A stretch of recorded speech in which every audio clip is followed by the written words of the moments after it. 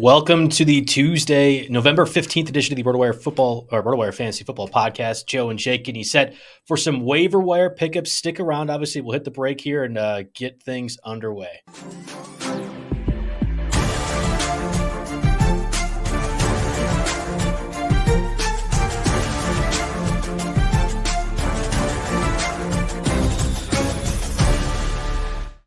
Welcome again to the Tuesday, November 15th edition of the RotoWire Fantasy Football Podcast, brought to you by No House Advantage. I'm Joe Bartel, follow me at JB Fantasy Sports. As always, in office now this time. With me is Roto Jake at Roto Jake. We're getting you set for week, is it 11 now of the waiver wire pickups? Kind of insane. We've hit that point of the season. Still, of course, teams on bye. We're going to discuss the Monday Night Football game. The Commanders pull off the upset. No longer undefeated teams. We had to do that cliche 72 Dolphins pop the champagne bottle BS. Great. Can't wait to discuss that more. And finally, positive Packer news. This is fantastic, right? Christian Watson, thank you, Rudy Ford, for actually playing free safety. Darnell Savage has no idea what to do. Lots more to cover here. Before we do that, though, let's get word from our sponsors, No House Advantage. No House Advantage is changing the game by offering the most dynamic fantasy sports platform available today. Playing in pickup contests versus other people for a shot at winning big cash prizes. Download the app, choose a contest, select your player props, earn points for correct picks, and climb the leaderboard for your shot at hundreds of thousands of dollars every week. You can also test your skills versus the house, and 20x your entry if you hit all of your picks. Bet on up to 5 player props, over-unders, or individual player matchups across every major sports league, including NFL, NBA, MLB, PGA, MMA, and NASCAR. Sign up now with your promo code NHWIRE, that's NHAWIRE at No House Advantage, or download the app on the App Store to get a first deposit match up to $25. Make sure to check out No House Advantage today and experience daily fantasy sports redefined, because it's not just how you play, but also where you play. You won't want to miss out on this. And Jake didn't miss out on going to the Packer game, you lucky bum. You made the correct call and actually went to the game. Yeah, I know. With how things have been going, I was very tempted to put those tickets right back on the marketplace. And unfortunately enough, a lot of Packers fans did just that. The Cowboys had an excellent showing here, but they all showed up to be disappointed. So hell of a game by, Rodgers and company. It's nice to beat Mike McCarthy and his return back. And it was as good of a week as I could have asked for. I've caught up on as much football as I can since then. It always gets tough to not be watching the red zone, making the drive from Madison up to Lambeau here. But there's snow on the ground here in Wisconsin today. It is football weather. The fantasy playoffs are fast approaching, and hopefully we've got a lot of good intel to share with you guys this week. So Jake, this doesn't happen very often. We actually have live news happening at the moment. So I want to talk about this, and we'll actually jump right into what is probably going to be a popular waiver wire discussion at wide receiver. So it's just announced Cooper Kupp placed on injured reserve with a high ankle sprain. Obviously, will miss the next 4 weeks of the season. That means, for the most part, he is out for your fantasy playoffs. Now, we can have this discussion. Do you trade for Cooper Kupp with the idea that you can use him? I'm sorry, he's out for the rest of the regular season. He'll be available possibly for the fantasy playoffs. We'll have that discussion. But with the news breaking that Cooper Kupp is basically done for the fantasy regular season and placed on injured reserve, what's your thoughts on Allen Robinson, who is available in Stake League, and I have some money that I'm willing to just dole out for a possible fantasy wide receiver? Yeah, I mean, when you're playing from behind, I guess, you got to – this is a bit everything on Allen Robinson. But for the most part, 62% rostered, he's not going to be out there for you. I know a lot of that number is high because there's a lot of dead teams, right, that drafted him at a reasonable draft spot and then have just hung on to them just by not managing their teams. So, that's the reason that number is high, and he may have a little more availability in your more active leagues here.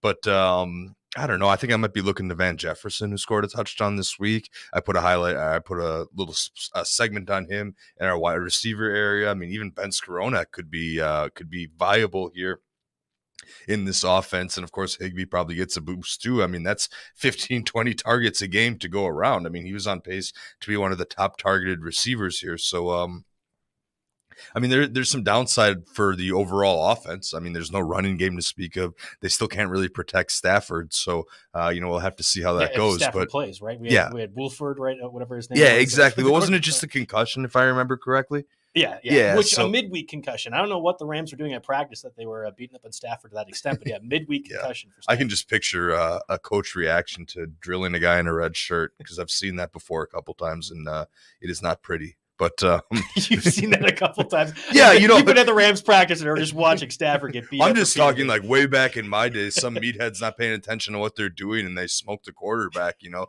getting pulled up by the collar and tossed out of practice. But I have no idea what happens. I guess we can picture all these different kinds of scenarios as to how that happened. Or who knows, maybe it's like a weird fluke injury, like he slipped in the shower or something, or like K-Rod stepping on a cactus in spring training. I'll never forget that Brewer one. With a suitcase in the foot too. Yeah, exactly. There's so many freak things that could probably happen that aren't getting reported. But yeah, we can speculate on that all we want. But wow, that is a crazy big injury that changes the wide receiver landscape quite a bit here. You want to touch on Monday Night Football before we get into the meat and potatoes? I want to keep doing our regular thing, but when we have breaking news to this level, that happens just now with, again, Cooper Kupp placed into reserve, likely done for the fantasy regular season, not regular season total. Oh, possibly. I don't know. If the Rams are out of playoff contention, do you really bring back your MVP? He's having surgery. Right? I just got an alert on my phone that he's having surgery. There you go. I mean, that might be it. I don't think there's a trade for Cooper Kupp angle here. You don't really want to give up anything for someone you might not see, for dead weight. Especially when it comes to an ankle injury like that. I agree with you. I will just say this again. We are disciples of the Mario Puig programming, and Mario has been saying, really since the beginning of the season, if the Rams are going to continue to use Cooper Kupp the way they did last year, but also even more so this year, something bad was going to happen. I mean, that guy is essentially Nostradamus, because that is about as clear of a call as you can have.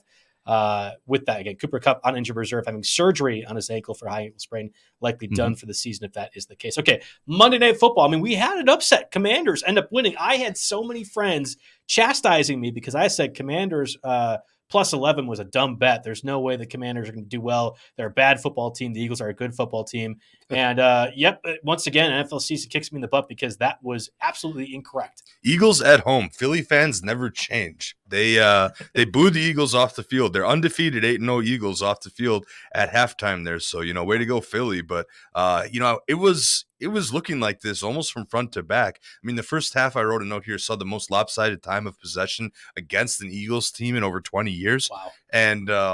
And then, of course, Joey Sly comes out, has a crazy game, a 58-yard bomb, later kicks a 54-yarder. I mean, this was just the Commanders through and through. I mean, one way you talk about this with, the Bills and the Chiefs, but the one way to combat those high-powered offenses is to just hang on to the football and have really, really long drives. Don't allow them to get into any rhythm. And then maybe if you get a 3 and out, which is exactly what happened when the Eagles got the ball back to try to just score there at the end of the first half, you end up with these lopsided time of possessions, and it works out. The other thing, of course, was the 4 turnovers by the Eagles. Now, I do want to note that if you didn't watch that game, I would say none of those 4 were the fault of Jalen Hurts, despite what he was credited with. One was a fumble, fluky thing at the end of the game. They scored a touchdown on the last play when the Eagles were lateraling it everywhere.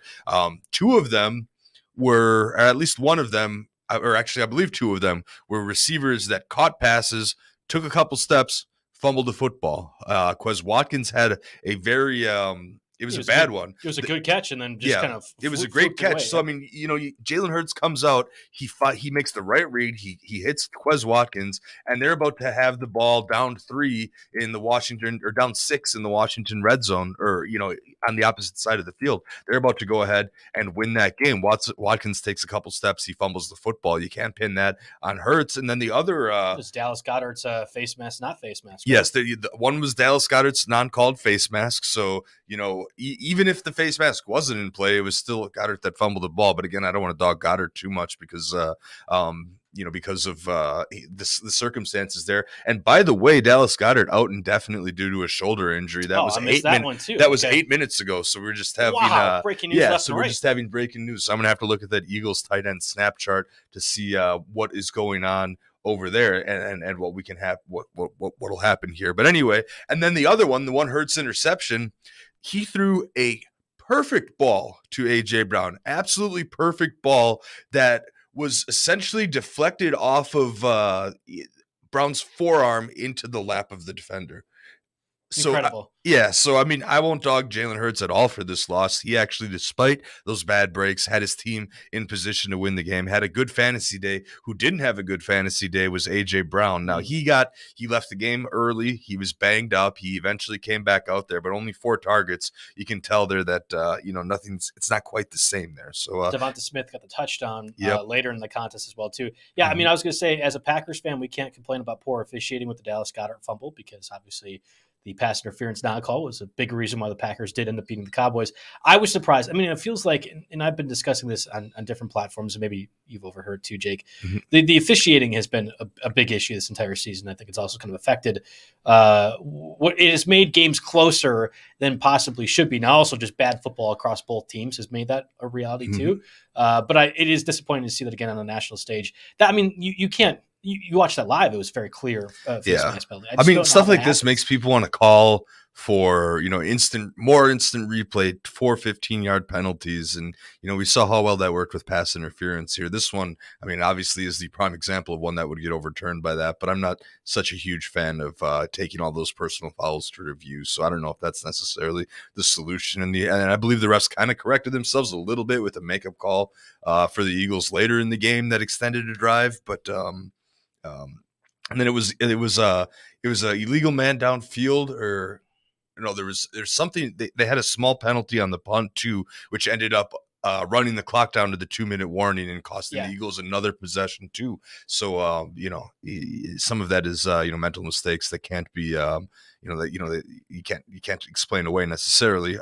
We do have to talk about the Washington side. Scary Terry was actually scary. Yeah, he was actually scary, and he continues to be scary.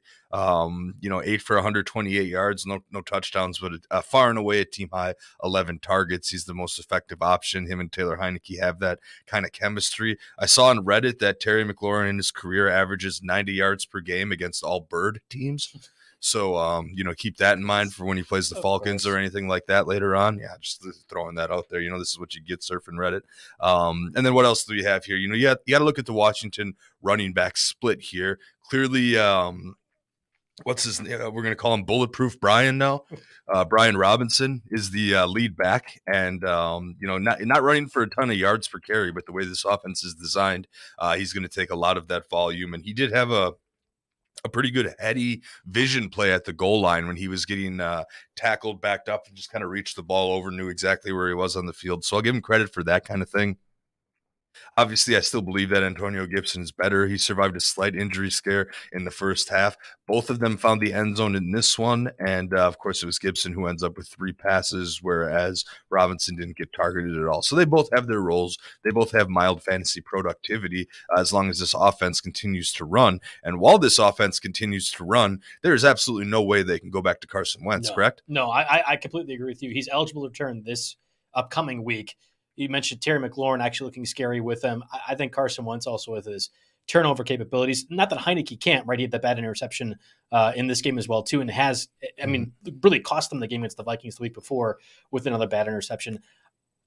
There's some, I don't know, we've seen it now for, I would say, almost a year across multiple seasons, but Heineke is a okay quarterback. He's not a great quarterback by any means. I don't think he's even top 15. But you look at some of these other ones like Kenny Pickett and everyone else that has been struggling. I think Taylor Heineke is a better quarterback than Carson Wentz easily and should be the starter for the rest of the way. The Commanders have been winning with Taylor Heineke, or at least being competitive, and you can't say the same thing for Carson Wentz. Mm-hmm. Yeah, no, I 100% agree. This should be Taylor Heineke's team moving out. I mean, the NFC East, every single team is 500 or better, and I believe the Commanders are about a half game within the wild card at this point. You can't derail that momentum right now. So Heineke's the man for the foreseeable future. All right, week 11, obviously 3 buys, actually 2 big crucial ones when it comes to the Dolphins and Buccaneers. Buccaneers got that win in Germany, seem to be a little bit back more on track. And even Jaguars with Travis Etienne and Christian Kirk have had some fantasy value too. So obviously some people we're going to have to figure out and kind of sort through. And from a quarterback perspective, you also have, I guess, did we miss one? Somebody said they have Geno Smith on bye as well too. So that'd be the Seahawks are, there's actually a 4th team. The Seahawks are also on bye. How did I miss that? Too. Whatever I'm Googling is not reliable. Anyway. No, that's fine. So Jaguars, Dolphins, Buccaneers, Seahawks, Kenneth Walker add to that mix as well too of teams or players that are fantasy relevant. So last week, cover boy Justin Fields at this point is going to be the cover boy in our magazine next year because he has been fantastic. That of course would mean we've officially cursed him, which would be great as Packer fans. We'd love that. But Justin Fields continues to I'm actually all for putting him on our magazine next year. As long as we do the magazine, Justin Fields is the cover boy. It's probably been, how long has it been since a Bear's been on there? I can look at our wall of magazines outside. That'd be the only shot, right? Yeah, that would probably be the only fantasy shot. Yeah, I guess so. Wow. Fields continues to dominate, setting records left and right. We had Daniel Jones as a streaming candidate last week. Didn't really work out all that well. And then the Case Keenum, Baker Mayfield situation, and neither have been fantastic. Deshaun Watson also in the equation too. So we had the surprise start this week of Matt Ryan returning to the starting lineup. You and I had both discussed it when they had made that announcement a couple weeks ago. There was no way Sam Ehlinger was actually going to be your starting quarterback for the entire year. Lo and behold, Jeff Saturday, actually no, Jeff Sunday, because he's winning, goes ahead and puts the correct quarterback in there. And lo and behold, Colts offense looks good. Jonathan Taylor sighting, also Kurt Paris Campbell. Fantastic outing as well, too. Alec Pierce ruined my parlay, but it's fine. So Matt Ryan, interesting name that we have to consider as well, too. Among the Taylor Heineke's of the world, Matt Ryan might be an interesting starting candidate. What do you think about him this week if you're missing your quarterback? Yeah, we'll see if he's revitalized at all. I mean, a pretty modest passing, 920 or line 21 for 28, 222, 4 rushes for 38 yards and a score on the ground is what really interests me here. I mean, I don't know if I'm going to stream him. You could pick him back up in 2 quarterback leagues. I don't see why they would go back, at this point after he comes out there and he gets a win. And, Saturday, maybe he wants to be the coach there long term and is going to go ahead and use the guy that gives him the best chance to win. But Philly is next up. That's really not a viable streaming option. Even, you'd have to be really hard pressed in 2 quarterback leagues to be throwing him out there. But then it gets a little better. Pittsburgh's 27. So sure. All right. Matt Ryan is what he is, but there's only, outside of Pittsburgh and maybe Minnesota in week 15, the Colts have a late bye, week 14. Keep that in mind. But outside of week 15 and week 12, those are the only ones where he's really a viable streamer for me. So definitely not a lot of love in redraft, single quarterback leagues and same in any kind of, in any 2 quarterback league. He's on the fringe, but of course this is because of the nature of 2 quarterbacks, he'll have to get picked up. Mentioning the 2 quarterbacks as well, too, you have Baker Mayfield set to start with PJ Walker out with a high ankle sprain. Probably should have been benched last week anyway. And then you have Colt McCoy possibly again playing in for Kyler Murray, who did not play against the Rams this week with the hamstring injury. In the case of Colt McCoy, I'm not particularly interested, even if it's Kyler or Colt. I don't really. Yeah, against San Francisco in Mexico City. Who knows what the heck's going on? Who knows? Maybe the elevation will slow down the defenses a little bit. I guess we'll have to see. I mean, being a UFC guy myself, I can think of how fighters have to prepare differently for Mexico City, which is higher than Colorado. 7,000. And I think Colorado's like 3,500, right? So do you think double that? Yeah. I was actually just reading on Reddit about that elevation thing. So there's an NBA situation where there's possibly a team going to Mexico City. Anyway, elevation, kind of an interesting factor in that. Baker Mayfield's a little bit more interesting from a just overall streaming perspective. Again, like the going in for PJ Walker as the quarterback for. And Baltimore statistically isn't that great against opposing quarterbacks. Just had so many secondary members hurt. That's part of this too. Overall, week 11 streaming candidates, you have Mariota going against the Bears. Bears defense without Roquan Smith has been a little bit more toothless. Jacoby Brissett against the Bills. Andy Dalton or Jameis Winston, right? We've heard reports that the Saints could be considering quarterback change. Mac Jones against the Jets. Tannehill Thursday night against the Packers. That's one I like quite a bit, although this is, I think, in Lambeau, right? No, this is in Tennessee, I'm pretty sure. I thought this was at Lambeau. I might have messed that up. I'm blanking. Yeah, it's definitely at Lambeau. My friend won Tennessee tickets in her lottery. They do these little lotteries where you can win, a game each season. It's like a season ticket light thing. But Taylor Heineke against the Texans, interesting too. We also have a question, and I've seen this in a few leagues as well too. Do you consider Russell Wilson, who, if you just dropped in enough leagues as well too? I think they are going against. Let me just pull up to make sure. Without possibly Jerry Jeudy, Russell Wilson going to be going against the Raiders. Yeah. I mean, sure, you could consider Russell Wilson against the Raiders. That would be fine. He's 67% rostered, so he didn't really get on our radar here. But, I mean, if you look at the stream guys I'm going to recommend, I mean, Mariota is always possible, out there to have a decent game. He's only 37% rostered. I'd probably take Russell Wilson over him. The other streaming guy I highlighted, because the list is, it is pretty weak this week. The other guy I highlighted was Taylor Heineke again. He's at Houston this week, so the chemistry he's got with those receivers, it's always going to be a run-first offense, but he can be fantasy viable there. And I don't know, Mac Jones is a little bit interesting against the Jets, but not crazy. If you don't have to stream this week, I'll just say one more time, you mentioned Deshaun Watson. He's up to 37% rostered in Yahoo formats. That's going to dry up pretty soon. 2 more weeks on the sideline, and noteworthy, he can return to practice this week. So, if you want to, if you're okay with doing that, I think I picked him up immediately in my 2 quarterback league when I was worried about Josh Allen and his elbow. And now Josh Allen and his elbow looks like he's going to be fine. I don't, again, a few classes short of my medical degree, but the word that I'm hearing is that it can't really necessarily get much worse. It won't heal on his own if he's out there slinging it, but it can't really get too much worse. So it seems like status quo for him. So, but Watson was a guy I grabbed in my 10-teamer, and I think as long as I can stomach it, it's a 2 quarterback league, so I'm going to go ahead and keep him just to block other people from getting him and hurting me in the playoffs there. Push comes to shove. Are you picking Heineke or Russell Wilson as a streaming quarterback this week? I'll pick Russell Wilson as a streaming quarterback, probably. I don't mind Heineke, actually, and possibly over Russell Wilson again if Jerry Jeudy's out. I think you can't go wrong if you are a streaming quarterback, and those are your two options. Again, with Geno Smith out, like you've already kind of had found money in that instance from a fantasy quarterback perspective. But I think Heineke against the Texans. Oh, so I'm just I guess I'm just expecting similar game flow, and I guess Taylor Heineke threw 29 passes, 17 for 29. Yeah, isn't really that great. He's winning and he has chemistry with McLaurin, but the Commanders got most of their damage done on the ground here and with their defense, and their defense is an interesting streamer with Chase Young maybe coming back here pretty soon. So we'll talk about that a little later in the show. I agree with you on that one completely. We'll get to the running backs. Let's take first a word from our sponsors, Blue Wire. Again, for the video audience, we'll be back momentarily. Audio audience, stick around.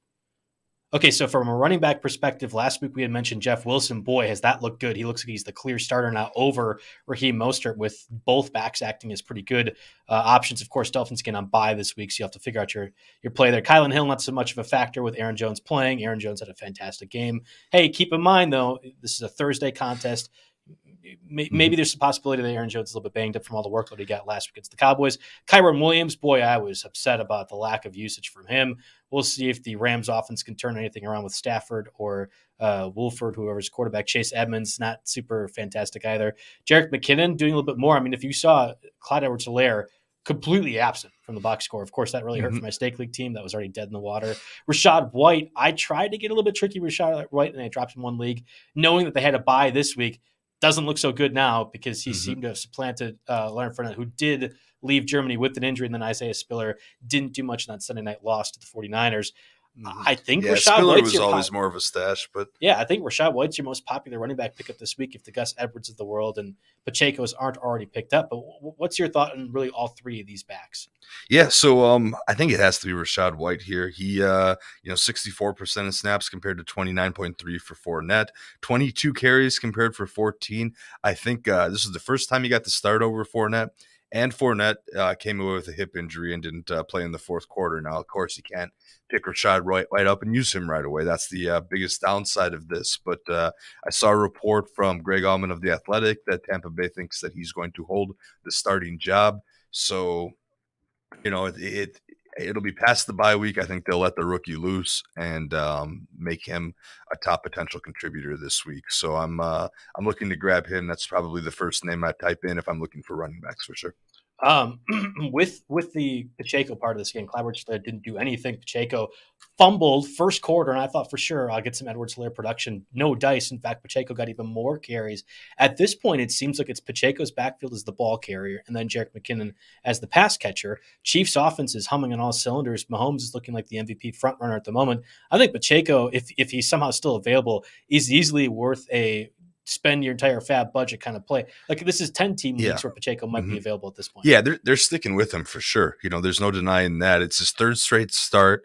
The weird thing is that these starts and these snap shares aren't translating to fantasy production.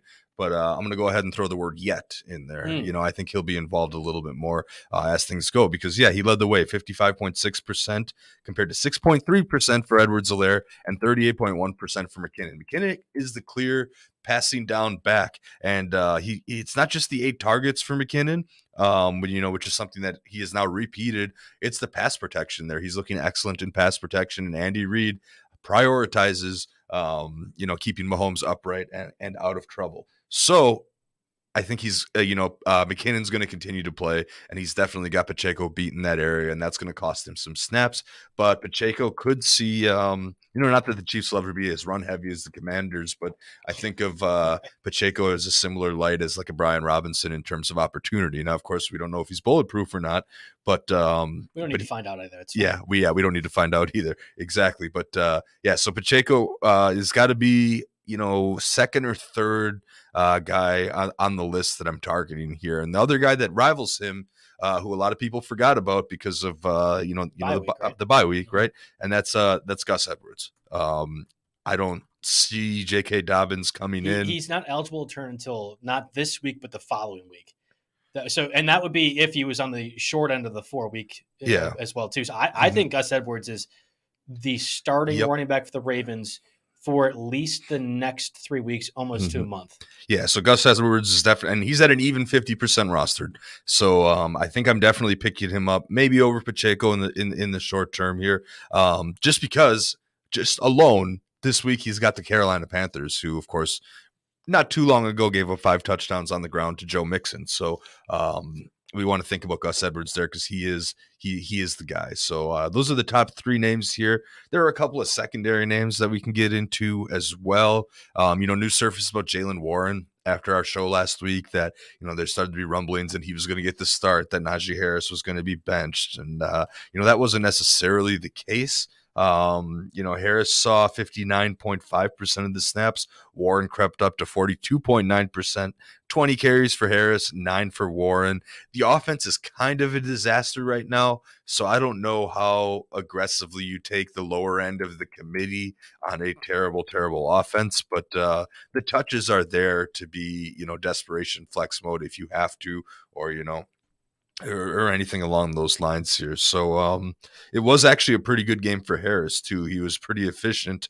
He got 99 yards, of course, didn't couple that with any catches or touchdowns. So, we'll see how this goes moving forward, but Jaylen Warren is in consideration. And then, hold on just real quick. The Steelers play the Bengals this week. They actually allow the ninth fewest fantasy points to running backs. Not exactly ideal, but you look at the next 2 weeks after that, week 12 and 13, Colts and Falcons, both teams that allow a decent amount of rushing yards. And then week 15 and 16, Panthers and Raiders. Not that you're ever wanting to trot out Najee Harris in the fantasy playoffs, or even if you've gotten to that point.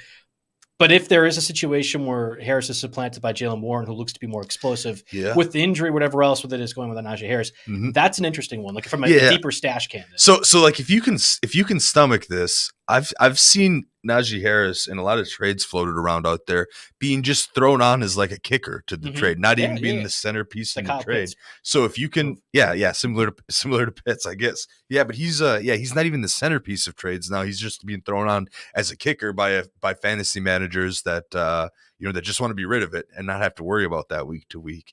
And I wouldn't necessarily mind doing that with the Harris owner. I would pick up a share just because of the playoff schedule and see what happens. So that's a good point that you brought up there. Not that it's the same level of aggressiveness that we had with Amari Cooper last week, where we discovered, actually, let's go ahead and trade everything we can for Amari Cooper because his playoff schedule is fantastic. Yeah. I do think there's an interesting play if you can get a Jaylen Warren or Najee Harris from a fantasy playoff perspective, with the idea that maybe one emerges over the other. I guess real quick, Baby Santa asks, do you like Fields or Hurts rest of season? I know we're changing quarterback conversation here, but this is one that I don't really feel like doubling back to.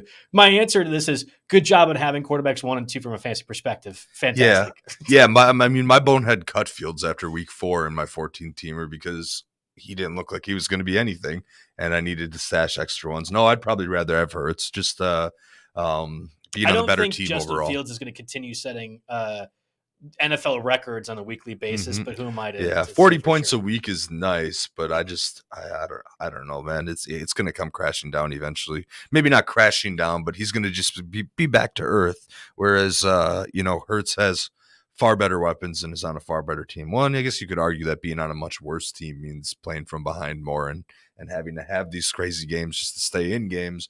But I'd rather have the Hurts side. at some point, a team is going to have to sell out on stopping Justin Fields, the runner, and I want to know what happens when that occurs. I mean, Fields is such a tremendous athlete; it might not matter. I mean, if the Packers play the Bears one more time this season, I guarantee you Fields sets another record then, because the Packers have had for a decade plus issues stopping running quarterbacks. Kyren Williams, real quick, you had mentioned on the list. We have been talking about him for weeks now. Disappointing in his re-debut, I guess I should say. He did play week 1, but he did have more snaps and targets than Akers. I mean, of these running backs we listed, Jalen Warren, Gus Edwards, Pacheco, Rashad White, I think Kyren Williams is by far the lowest on the list. However, most of those guys are close to that 50% roster threshold. Yeah, exactly. I mean, I bring him up because I think Akers, if you haven't already, can go to your cut list. You know, even if he's getting 6 carries, it's no real point in rostering someone that's only getting 16.4% of the snaps, which is even lower than the 22% that he's had, all year here. So I think Akers could be safely cut. And, I could see Williams' role growing here, but I don't know how much of this offense I want to really get after anyway. And there are some other cuts. I mean, Benjamin was a very surprise cut by the Cardinals. Literally was cut by his team. Yeah. He was literally cut by his team. Exactly. He was cut by the Cardinals. And with this is my biggest thing that I was worrying about going into Lambeau this week. Is James Conner going to play? Is he not? The fact that they just went out and cut Benjamin makes me think, one, they have Keontae Ingram. He's been pretty good too. We talked about him like a couple weeks ago when James Conner. So they have confidence in the rookie, and 2, that must mean they have confidence in the health of James Conner as well. So I don't necessarily, like him in the altitude a ton against the 49ers this week, Conner, but Benjamin will get picked up somewhere, but he's never going to have as good of a role, or he's very unlikely to have as good of a role here. In a similar light there, Nyheim Hines just doesn't, I don't know, maybe they'll let him get acclimated more, get him more involved, but he just doesn't seem like he's a big part of the Buffalo scheme at this point here. Enough that we knew. He can be I don't safely, know why they haven't figured it out yet, but that's fine. Exactly. Enough that he can be safely left on the waiver wire. And, in your shallower leagues, Latavius Murray, his workload's been cut into enough that you could probably let him go. Now, he did lead the team in carries with 9,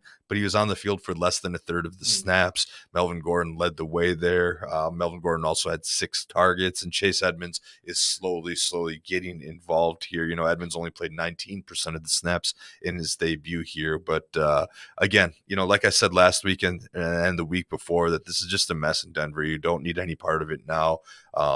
Murray was an emergency bye week fill-in ad that I had, in a couple spots, but he's going to be one of the guys I'm going to move on from while I look to pick up some of these other players. Yeah, while the running back position wasn't hot and heavy from a waiver wire perspective, wide receiver definitely is. We mentioned Cooper Kupp, placed on injured reserve, having surgery on his ankle, probably done for the season from the Rams' perspective.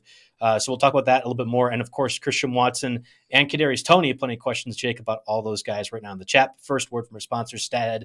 It's easy to find Derrick Henry statistics from the year. You just quick Google search and visit a Pro Football Reference. You can see that he's rushed for over 900 yards and 9 touchdowns, and probably way more against the Packers this Thursday. That raises more questions. How many other players have hit those marks through 9 games? How many did it at Henry's age? To answer those questions, there's StatHead. StatHead is your all-access pass to the Pro Football Reference database. In StatHead, you can compare up to 6 players' stats side by side to determine who to start and who to sit, or you can dig through advanced stats to find the perfect player to add off waivers. There's an array of simple tools that unlock an endless number of search options, all using the same easy-to-use interface that could already know from Pro Football Reference. Plus, StatHead lets you browse Pro Football Reference ad-free. Sign up with the promo code RotoWire for $20 off an annual subscription to StatHead. I love stats overall, so I'm kind of excited for that sponsorship with StatHead overall. And yeah, again, Derrick Henry, 900 rushing yards. I would imagine we're going to triple that in the Thursday game against the Packers. So I mentioned the receivers. Christian Watson, right, a big popular name this week. You have Cooper Kupp down for the season. Maybe it's Allen Robinson, Ben Skowronek. You have Kadarius Toney. I mean, this is going to be – we're talking week 11, Jake. This is like – spend the rest of your waiver wire on whatever position you might need to identify. Yeah, I mean, if you're sitting there holding 30-40% of your budget at week 15 and you're out of the playoffs, guess what? You ain't using it. So spend big here. I mean, we'll get back to Cooper Kupp here, but since we touched on him already, I want to start with Christian Watson because he's only 10% rostered, so his availability is just about everywhere. Now, very funny story with Christian Watson. On that first drive, he takes 2 passes off the hands, right? Yep, easy drop. And I'm going to go heading off to the Crown Royal line with my future brother-in-law, and he's ragging in the line about how, man, he either can't stay healthy or when he's on the field, he can't catch. So what is he doing here? Really, really ragging on him. And I said, hey, do you remember when Davante Adams had that perfect draft profile, but he bounced a pass off his hands to win the Patriot game that year? And everybody was ragging on him. Give the guy some time. Let's see. And then he scores one touchdown, and I look over at him in the stands. It was a great over the shoulder catch. Finally, right? I mean, that's the thing we've been missing with the speed he's been getting. Exactly, just hasn't been able to make that play. And Rodgers hasn't been making those throws this year either. To his credit, he was sharp. He was sharp. He came there, home game. He likes those afternoon games. Home game, Lambeau Field against McCarthy. I think he had something to prove out there, right? Yeah. The whole thing got reinvigorated, which is awesome. But anyway, so drops are sometimes going to be an issue for Watson. But fortunately, at least in this case, Aaron Rodgers did not go away from him completely, and he ended up catching 4 passes for 108 yards and 3 touchdowns. That's twice as many targets as Allen Lazard, as any other Green Bay wide receiver or tight end here. So I have to think that, as long as he is healthy and out there on the field, there's some sustainability. Now, Randall Cobb is going to be coming back. Possibly this week, so we're gonna have to see how that goes. And there's still some other guys around there. I'm past thinking Sammy Watkins is a threat. Allen Lazard is probably still the number 1, but I don't know for sure anymore after attending this game last week and getting majorly hyped about Watson. So go ahead and we talked about the Rams guys, and I compare. You look, Allen Robinson, Van Jefferson. Even Ben Skowronek, who's out on the field for 98% of the snaps, which I looked up, since our initial discussion. I still think Christian Watson checks in ahead of those guys. Maybe it's tougher to make the argument against Allen Robinson, but after seeing what Allen Robinson has done so far this year, you got to put the blindfold on and not look at the name. And Christian Watson probably becomes the number 1 wide receiver pickup this week and spend it all. So here's my question to you, Jake, because we're intimately familiar with the Packers. And I guess I'm curious, for most of this season, when Christian Watson was healthy, right, the very few snaps that he's been healthy, when you see Christian Watson on the field, you're thinking he's essentially Marquez Valdes-Scantling, who's now with the Chiefs, right? A deep threat specialist. Rodgers will make that throw. You have to stretch the defense somehow. That's been the issue for most of the years, that defenses are playing so close. You have to stretch the field. Is Christian Watson more than MVS now after this one game, in your opinion? Oh, yeah. I definitely, hype more than MVS for sure. And what's different is, before the concussions and early on in the season, he was getting designed run plays for him. He was getting designed screen plays for him. After that week 1 pass that he dropped, I feel like LaFleur was trying to do little things to get his confidence back and scheming certain things for him. So if he gets a couple plays schemed for him per game, mixed with a couple deep shots, and suddenly Rodgers is also comfortable going to him over the middle, then yes, I think he's definitely more than MVS. So that's my answer as well, too. Is I think he's actually already more than MVS, and I'm glad you brought up Davante Adams this rookie year. And shout out to Gina, my friend, because I remember this conversation very vividly back in high school. I was dogging Davante Adams and saying how bad he was. And she's like, no. Davante Adams might be pretty good. He just had the one bad year with all the drops, whatever else, and developed into what was going to be possibly a future Hall of Famer if he hadn't left the Packers. But certainly a top player and receiver at his position. I don't think Christian Watson will ever be Davante Adams. I don't think he's a guy that's getting 14 targets per game. But I do think he's going to be better than MVS, where you're talking about 4 catches and maybe gets 150-yard bomb. I actually think it dates back to the Bills game, where they were so upset that Christian Watson left that first play with an injury because they had scheme stuff for him, and you could see him dropping F-bombs when he saw Christian Watson hurt. Like, that was clearly in the game plan. This is the culmination. This Cowboys game was the culmination of what Christian Watson in the game plan meant. Yes, he caught the deep pass, yet he had the cross over the middle. I don't think he's getting 10-plus targets, but I do think he's getting enough opportunities where we're not saying this is just MVS for hoping to get a 60-yard catch for a touchdown. It's more than that. I agree with you. Christian Watson is my overall top pickup this week, even over all these other receivers for the Rams and Chiefs. Yeah, and Tennessee this year in against opposing receivers in PPR formats, 3rd worst. Yeah, and then things get a little bit tough because they got the Eagles and the Bears are a little bit better, both top 12. And then there's the late bye week 14. We have to remember that. But the Rams, Dolphins, and Vikings are all kind of bottom half teams. against opposing wide receivers. So it's a pretty nice playoff schedule as well. And we just saw Darius Slayton get cooked by Terry McLaurin. Not that Christian Watson's Terry McLaurin, but I mean, that's the speed threat. I'm pretty convinced that was a coming out party for Christian Watson. And no, he's not your Amon-Ra St. Broad. I've been seeing that. Oh, which rookie receiver is going to do well at the end of this? That's not Christian Watson. That's not going to happen. He could be. No, then he has to get 10 plus targets a game, and I just don't see that occurring. So Yeah. All right. I think Christian Watson's fine enough and is my top waiver wire pickup this week, but he's not quite to that level. Can we talk about the Chiefs, though? Because this is going to be really interesting. Yes, exactly. I thought you were maybe trying to keep bringing up Valdez-Scantling because of this Chiefs transition here, right? Yeah, that and Kadarius Toney, who had that nice little deep catch as well, too. I mean, so you have Juju Smith-Schuster absolutely wrecked, had the fencing thing we saw with Tua. I think because of that, there's no way Smith-Schuster plays this week and possibly the week after. So you're talking most likely 2 weeks, not most likely, possibly 2 weeks where we don't know who the top receiver besides Travis Kelce is for the Chiefs. Yeah, and then we throw out there that Mecole Hardman was a DNP Sunday with an abdominal injury that I was not even kind of tracking at all because he was one of the guys we had discussed last week as someone to potentially add here. So now we're looking at Valdez-Scantling at 41% and Kadarius Toney at 52%. I believe Toney had the touchdown this week,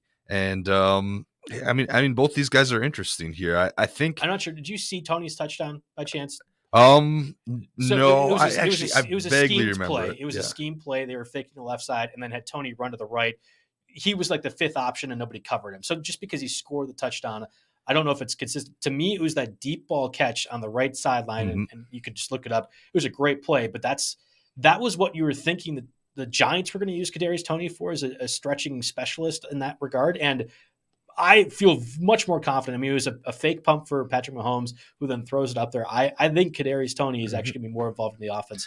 Juju Smith-Schuster. Yeah, Toney was the ceiling option, and MVS is the floor option. Because if you look at the snap share here, MVS 83.9% of snaps, and Toney just 45.2% of snaps. Now, maybe some of that is him getting acclimated. He only played 7.7% of snaps in his Chiefs debut there the week before here. And, of course, Toney has maybe even a little bit more of an injury history there.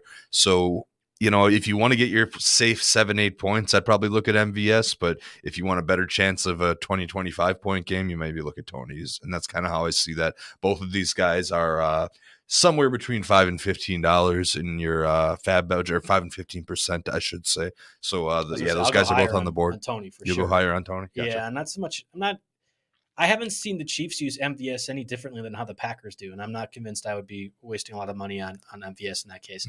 We mentioned Cooper Kupp again, probably done for this season, had surgery on his ankle, high ankle sprain, so at minimum he was out 3 or 4 weeks.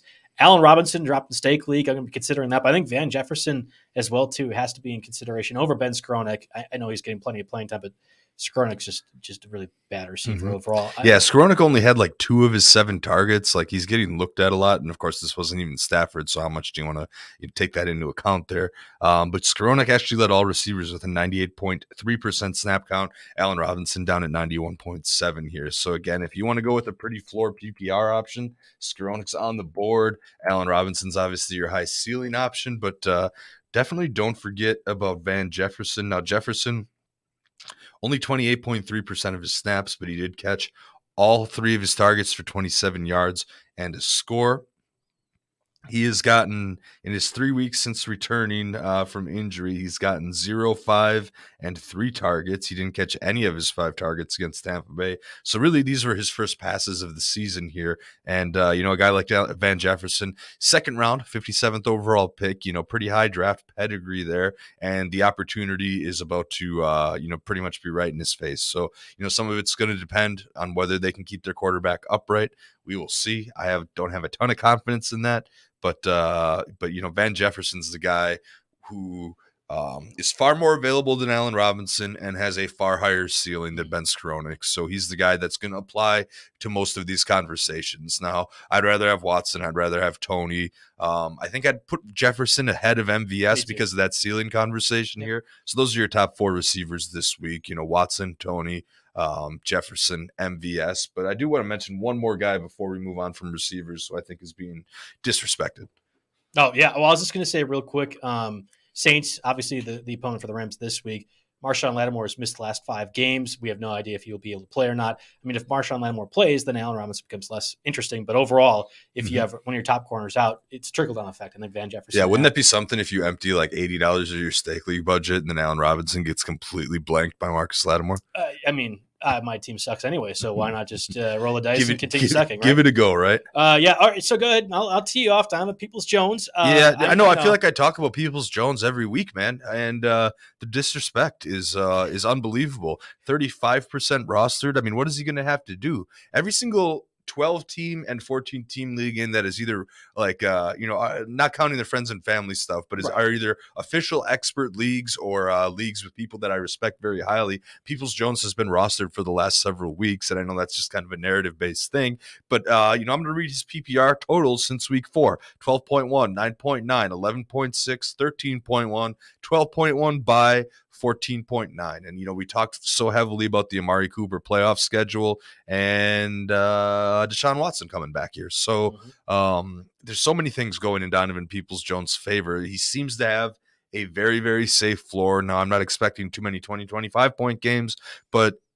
Donovan Peoples-Jones could easily be a wide receiver 3 on a championship team, somebody that you didn't really have to pay much for, or maybe you have to start paying for now, I guess, but you didn't have to pay much more if you'd have listened to us a couple weeks ago, and is somebody that can pretty much be a mainstay in your lineup and get you productivity. And, that's he's basically like last year's Hunter Renfrow.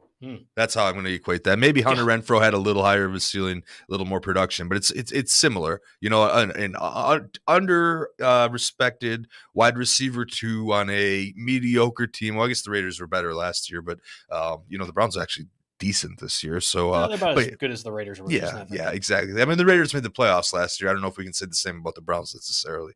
So, but anyway, yeah, I see him in the same light as Hunter Renfrow. Now, again, this means that Peoples-Jones will end up being like a top 80 player next year and get wildly overdrafted. But for the rest of this season, I think you got a fine asset here. Let's spend some time on the tight end position, which in past weeks has been a little bit less. But I got Cole Kmet doing his thing. Zach Ertz possibly done for the season. There's Trey McBride, Dallas Goedert. You just mentioned at the top of the show, going to be out multiple weeks for the Eagles. Lots to discuss with that. Before we do so, get a word from our sponsors. Monkey Knife Fight. Football is officially back on Monkey Knife Fight with all the NFL action you're looking for. And if college football is more of your speed, they got plenty of that too on Monkey Knife Fight. There's no sharks, no salary caps, and no math. It's just easy to play. Easy to win daily fantasy player props. Join now at monkeyknifefight.com and you get your first game free. Then use promo code RWNFL to get your first deposit matched instantly up to $200. What are you waiting for? Join Monkey Knife Fight today. All right, Mr. Cole Kmet was a feature of last week's show.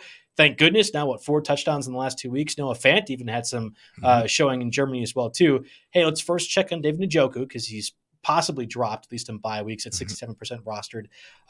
You have been a huge proponent of David Njoku for most of the season. You've utilized him, I think, in stake league, right? Or in a couple of different leagues. And David Njoku possibly coming back this week would make me a little bit less bullish on Peoples-Jones. We'll see what happens here. Yes, with David Njoku here. But so obviously you look at Kmet first, 4 touchdowns in 2 weeks. You can't deny that. Only 61% on Yahoo. Similar vein, David Njoku, type his name in, make sure he wasn't dropped, 67%. He's very useful in a barren tight end landscape. So now after that, we need to get into some of the players that are actually within our threshold. And of course, checking drops from last week's bye weeks, where people had to make very difficult decisions. I think a lot of people forgot about how useful Hayden Hurst has been. That was a big bye week casualty for many. 8 or more PPR points in 5 of the last 6 weeks prior to the bye. And I wrote down that there's still targets out there with Jamar Chase out here. So especially, we've seen so many times that Joe Burrow's been under pressure, unable to get the ball downfield. Hayden Hurst benefits from that. So does Tyler Boyd to some degree here, but Hayden Hurst has to be a name that you check out, just to take behind Njoku and Kmet. There's not that much separation in my eyes. To reinforce your point, they have the Steelers this week. We think TJ Watt will be officially back. He was activated off injury reserve this past week, played a limited amount of snaps. Pass rushing specialist through and through, right? TJ Watt will be a problem for that Bengals offensive line. What's he doing, man? Didn't he tear his pec? He's going to end up just like his brother. Yeah, I don't know. And he came back, and he also had arthroscopic knee surgery as well during that time period. That sounds about right. All right, so Foster Moreau, interesting to me as well, with Darren Waller surprisingly placed on injured reserve out the next 4 weeks. You have a pretty good schedule from at least the tight end perspective, allowing points to the tight ends, I should say, over the next 4 weeks with Darren Waller out. How much do you trust Foster Moreau in deeper leagues? Yeah, I mean, I'm definitely backing up my Hurst bids with Foster Moreau bids. I think he's better than the next set of names we're going to mention here. This, again, warrants us talking about him as standalone a little bit. You got Waller on IR, obviously. You've got a slot kind of, short to medium route guy in Hunter Renfrow, also on IR with an oblique injury here. So there's targets to go around on a bad team that's playing from behind. In a loss to Indy this week, he caught 3 of his 4 targets for 43 and a score. So he's involved. And you mentioned the schedule at Denver, at Seattle. Denver defense good overall, but only number 18 against tight ends. Seattle number 31 against tight ends in PPR here. So definitely some short-term utility because, we should have mentioned this at the top of the segment. Zach Ertz carted off the field, likely done for the season. Yeah. He was one of the few. His production wasn't quite there with, Andrews, Kelsey, and those types of guys, but he was producing more than Kittle, for example, and he's producing more. He was probably, definitely. I think he was like tight end 5. Tight end 4 or 5, yeah. And carted off the field. He's going to see a specialist or get a second opinion on his knee injury, but he's more likely than not out for the season and can go on your drop list here. So, yeah, I'm looking for Hayden Hurst first, then I'm looking for Foster Moreau. Obviously after Komet and Njoku here. And then we get a trio of names that is a little bit interesting, but I'm not quite as high on. Yeah, so I think one of them is different than the other, and I'll tee you up for this. Trey McBride, you mentioned Zach Ertz being probably done for the season. Early second-round pick, or mid-second-round pick for the Cardinals this year. Now McBride has done nothing, and it was a little bit curious they even chose to take McBride in the first place because they have Zach Ertz. But here you go. I mean, this is a guy that entering the NFL was meant to be a pass catcher. I mean, that was the whole thing with Trey McBride, that he was going to be a really good pass catching tight end. And we know rookie tight ends tend to develop a little bit more or take time to develop. Isaiah Likely's, which we'll mention as well too, aren't the normal thing. And I know the Cardinals offense is weird, but if you're talking secondary tight end options, Cole Kmet, David Njoku, Hurst being among that group, I'll look Foster Moreau first, but then Trey McBride, absolutely in 12-team leagues, and I think even deeper ones than that, needs to be rostered and possibly started this week. Yeah, so the concern would be that he only got 1 target after Ertz went down. Maybe they weren't ready to really scheme him into the game plan to the level Ertz was, so I can live with that. I mean, 14 for Hopkins, 13 targets for Rondale Moore. Hopefully you listened to us on that a couple weeks back. But so I think he'll expand once they're ready to scheme for him, because he was out on the field for more than 90% of snaps, 90.8% of snaps. He just being out on the field is encouraging enough. We'll see what, if any, difference there is between McCoy and Kyler Murray in the altitude. They both have to pass on Monday night. That's like the whole thing of that offense, is that they're throwing 35, 40 times. And if you have something that's out there 90% of the snap, it's the Greg Dulcich thing, right? I mean, I was upset because I think Albert Okwuegbunam was a better player than Dulcich, but regardless if Dulcich is playing and they're passing the way they do, he's going to get opportunities. I think it's the same thing with Trey McBride. Yeah. Dulcich, of course, he let us down this week a little bit, so apologies for that, but still 89% of the snaps here, so I'm not letting him go necessarily. But yeah, Trey McBride, draft pedigree, plenty of opportunity here, out on the field a lot. He's the man there. And then, I noted Isaiah Likely, but his outlook goes down quite a bit when Mark Andrews comes back, and I think we're going to see Mark Andrews back this year, but Likely's only 22% rostered there. And of course, we mentioned Dallas Goedert. I think the receivers are going to be the ones to absorb most of this for the Eagles. Let me see if we have Philly snap counts here yet. I was just going to say, if you would have told me Goddard done for the year or missing a lot of time, my first thought would have been Richard Rodgers, right? Former Packer that had been with the Eagles for a couple of years too, and was kind of critical post Zach Ertz trade as the number 2 tight end for the Eagles when they were using that offense. Richard Rodgers is on the Chargers, and actually one that could maybe add to this equation too in deeper leagues. Gerald Everett left Sunday's game with the 49ers. And then you had Trey McKitty, 3rd-round pick from last year, fill in, get 6 targets. McKitty dropped a very easy touchdown. McKitty's more of a blocking specialist anyway, but that's another one too, that if Gerald Everett misses that week, you could probably start Trey McKitty, given Mike Williams and Keenan Allen continue not play and be injured, although they're both practicing potentially this week. I don't know. That's in your Scott Fishbowl type of leagues where Trey McKitty becomes valuable. Yeah, I know. I went to find a Goddard replacement here, and I don't think you're going to find it on the Eagles here. Goddard actually played 100% of the snaps yesterday, so it's tough to get a really good read here. But I think they spread it out. Maybe not so much Quez Watkins anymore, after that critical fumble, but Zach Pascal and, Devontae Smith, might get a little more work. So I don't know enough of the practice squad eligible players across the league, but I would be shocked if they don't bring in somebody. They're 8-1, right? And like the tight end is a crucial role for me. It's not going to be Dallas Goedert. Like you can't just replace that with some random scrub. So I'll be really curious to see how that sort of unfolds. And it's unfortunately one of the error, I guess, errors. One of the problems of us doing the Tuesday waiver wire podcast is that we don't have information for Wednesday, Thursday, and Friday that'll be coming out. But we have articles that get posted throughout the week on the website, highlighting other kind of top pickups that we discover later on. So just recapping the position at tight end. Check on Cole Kmet, check on David Njoku, check on Hayden Hurst. Each one of those three has been a factor every time they've been healthy and available, and I think are consistent.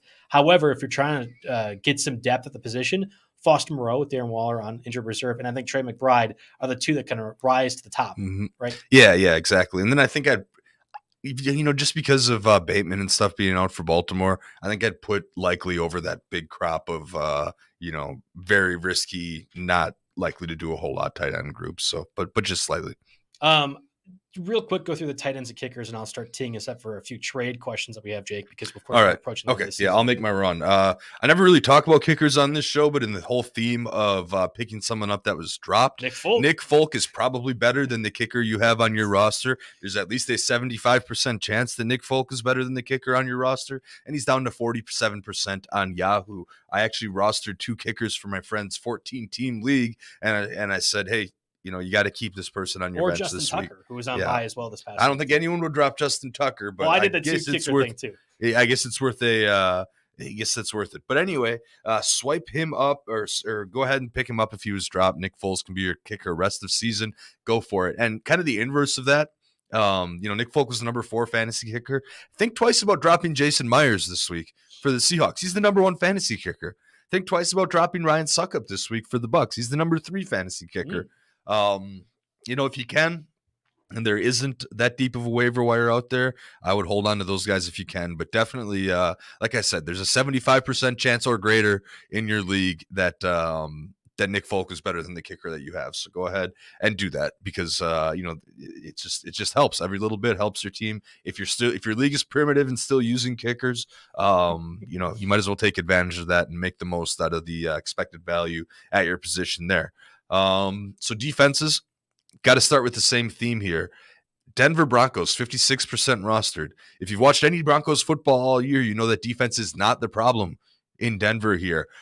So Denver, who had their bye, after the overseas game, they're only at 56% rostered in Yahoo. So definitely go and take a look, mostly because they are home against the Raiders this week. And there's a good chance they could be your starting defense in spots at least the rest of the season. But they're an excellent stream this week. Don't really count as a stream because of their ownership level, but I definitely go look to make sure that they weren't dropped. After that, let's see, I'll give away the sauce for some of our paywall articles here. Jerry likes the Bengals, and I agree with him. They're at Pittsburgh this week. That offense is a mess. They'll lose a weapon in Chase Claypool. They can't get their run game together. They're just messy all around. That's the reason for that. Exactly. Sure. And the other one that stood out to me, and our free agent columnist Kevin Payne agrees with me as well, that is the Washington Commanders here. We saw them look capable against the Eagles this week. There's a chance, not guaranteed, but there's a chance Chase Young gets activated pretty soon, and that's just going to elevate the whole defense, collectively. And even if he's limited, you can still get him in there to wreak some havoc on some pass rushing downs. We'll see what happens here. But they're on the road against Houston this week. Obviously, Davis Mills, one of the worst offenses in the league. Dameon Pierce could possibly run on him a little bit, but I don't know. Commanders only 6%. If you have to stream one, Tampa Bay, who's on a bye this week, is the real one that you have to replace, right? I think Seahawks, Dolphins, and Jaguars are all probably droppable, for the next stream. So, if you're a Tampa Bay defense owner, I don't know if I would drop them, and I'd look to one of those options. Yeah, Commander's been the one that I've been picking up in leagues where I needed defense. Are you ready to answer some questions? We have a bevy of them here, Jim. Yeah, let's do some quick hitters. All right, so we'll start first with, I think, an intriguing philosophical question. So this person has a pretty good roster already set, and they're planning for the fantasy playoffs. Should they get the backup to Saquon Barkley and Matt Breida in case Saquon would get hurt, or do you consider that a wasted roster spot? I mean, it depends what's out there. If you're in a really, really deep league where everyone's on top of it, and there's no Rashad White, there's no Christian Watson, there's no Tony, there's no Van Jefferson, there's no Peoples Jones, there's no Pacheco or Edwards. Then sure, if it's a deep league and that's the best pickup, it's better than holding dead weight on your roster. At the same time, I don't think that necessarily that move might not have to be made this week. Why not grab one of these guys if they're out there and make that move next week or the week after when there's a much thinner waiver wire. So that's kind of how I look at that. Okay, that's fair. I tend to be comfortable taking the backups, and I think specifically we mentioned Jaylen Warren, but that's a different scenario where Jaylen Warren could actually play, even if Najee Harris doesn't get hurt. So you have some utility, kind of like Khalil Herbert and David Montgomery, whereas, Matt Breida is never playing unless Saquon Barkley. And do we know for sure that Breida is like the surefire handcuff there necessarily? Yep. Even then, though, I would probably rather play Rashad White in a timeshare than Matt Breida as a starter.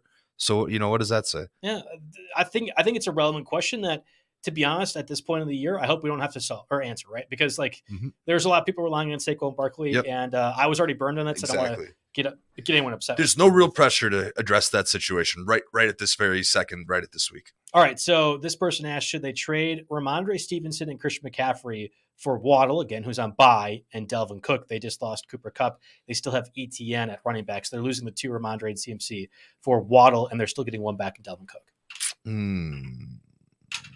I think your theory. I thought your theory of taking the best player is where Delvin Cook would go with this.